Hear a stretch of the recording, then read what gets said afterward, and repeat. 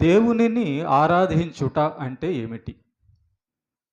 లేక దేవుణ్ణి స్తుతించుట అంటే ఏమిటి? ఒకరి నోట స్తుతి, స్తుతి, స్తుతి, స్తుతి, స్తుతి అని అదే మాట చాలా సార్లు పలుకుతుంటే, ఓహో! వారు ఆరాధన చేస్తున్నారు అని జెప్పి అనుకుంటుంటారు కొంతమంది. ఇంకోటేంటంటే, కేవలం నోటితో హల్లెలూయా, హల్లెలూయా, హల్లెలూయా అని అంటా ఉంటే, అది ఆరాధన అని కొంతమంది అనుకుంటూ ఉన్నారు.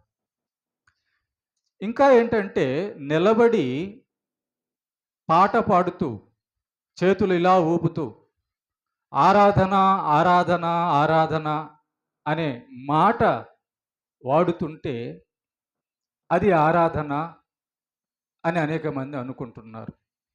కనుక కొంతమందేమో డబ్బులిచ్చి నేను ఆరాధన చేసేసాను అనుకుంటున్నారు. కొంతమంది పాటలు పాడి నేను ఆరాధన చేసేసాను అనుకుంటున్నారు.